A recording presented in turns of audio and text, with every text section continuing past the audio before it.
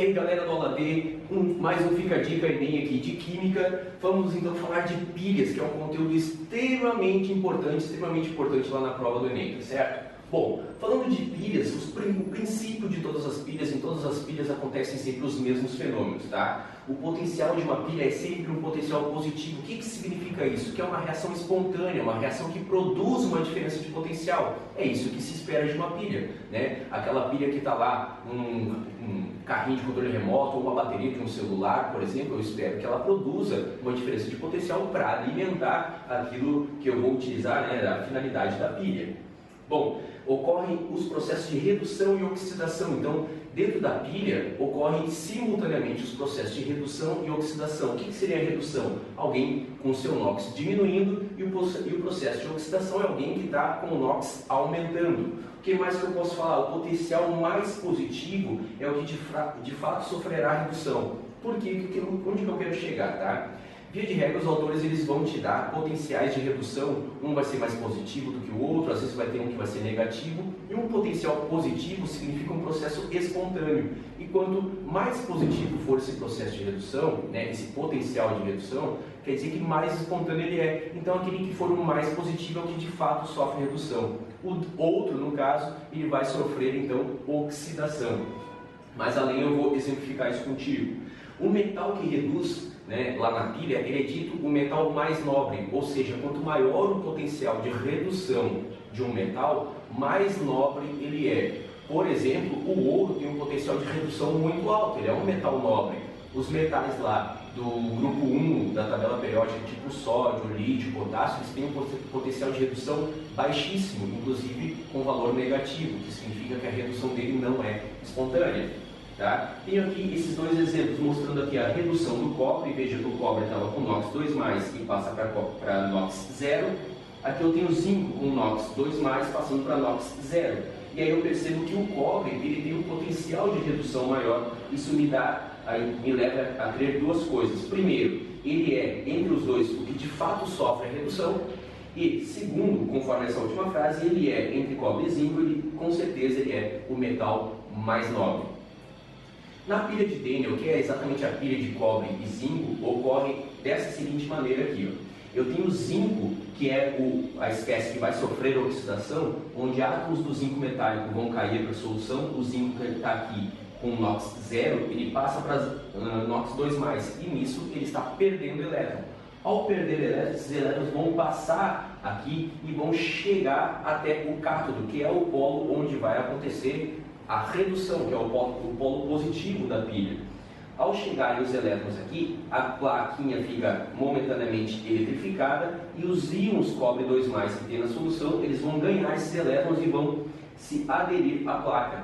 E aí você tem aqui também uma ponte salina, e a única finalidade da ponte salina é permitir que haja um transporte de íons entre uma solução e outra, tá? Para evitar o acúmulo de íons de um lado ou do outro, fazendo com que, se não houvesse a ponte salina, a pilha iria, no caso assim, existir só por alguns segundos e já iria acabar. Mas não, com a ponte salina, a pilha permanece em funcionamento, tá? Se tiver lá na questão do Enem que calcular uma força eletromotriz de uma pilha, é sempre assim, ó, você pega o valor maior, faz menos o valor menor. Eu tenho o valor maior, que é 0,34, eu vou fazer menos esse valor, que é o menor, e aí eu vou ter essa conta aqui, ó, o valor maior menos o valor menor. Como é sinal negativo aqui, vai haver, né, o sinal negativo na frente dos parênteses, vai trocar o sinal, vai dar uma soma, e aqui o potencial fica positivo mais 1,1 volt.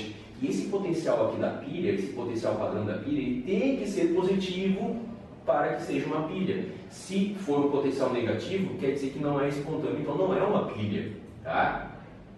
E agora aqui, ó, em todas as pilhas acontecem sempre isso daqui.